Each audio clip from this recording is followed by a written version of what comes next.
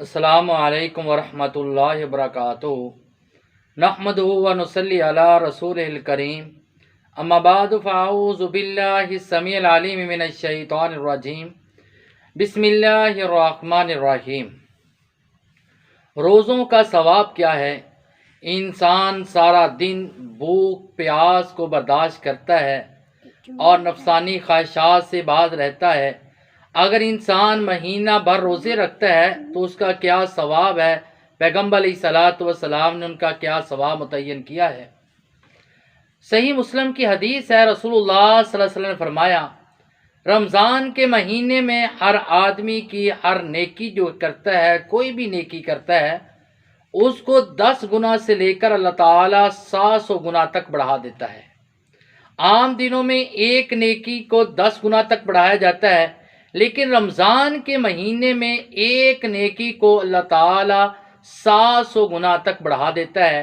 لیکن رمضان کے متعلق، روزے کے متعلق، قال اللہ تعالیٰ الصوم فإنہ لی وأنا أجزی بہ، نبی کریم صلی اللہ علیہ وسلم نے فرمایا کہ اللہ تعالیٰ فرماتا ہے کہ روزہ میرے لیے ہے، انسان سارا دن میرے لیے بھوک پیاس کو برداشت کرتا ہے، اس کی جزا بھی میں جتنی چاہوں، اللہ رب العزت کی ذات فرما رہی ہے، میں چاہوں خود دوں۔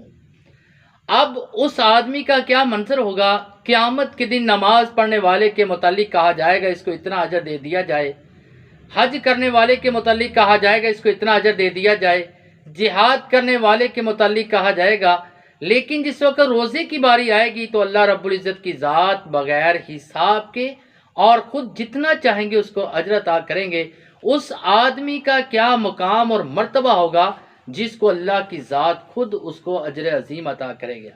لہذا رمضان میں کی جانے والی نیکی کو تو 700 گنا تک بڑھا دیا جاتا ہے، لیکن روزوں کا ثواب اللہ رب العزت کی مرضی کے مطابق اللہ تعالیٰ جتنا چاہے عطا کرتا کرے گا۔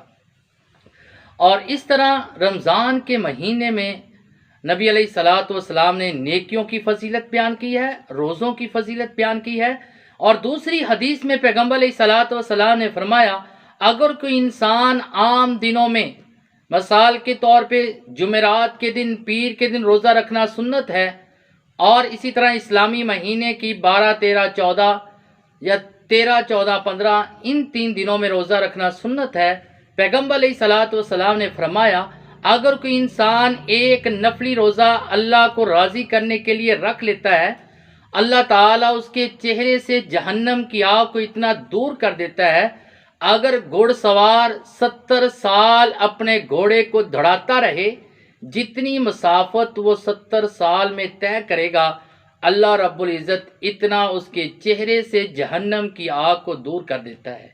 لہٰذا ہمیں یہ رمضان کا مہینہ ہمارے لیے باعث برکت ہے، نیکیوں کا سیزن کہا جا سکتا ہے، تو اس مہینے میں ہمیں زیادہ سے زیادہ نیکیاں کرنی چاہیے، صدقات خیرات کرنا چاہیے، تاکہ اس مہینے میں کی گئی نیکیاں 1 نہیں 10 نہیں بلکہ اس کو 700 گنا تک بڑھایا جاتا ہے۔ اللہ تعالیٰ سے دعا ہے کہ اللہ تعالیٰ ہمیں اس پر عمل کرنے کی توفیق عطا فرمائے۔ وما علینا الا البلاغ المبین۔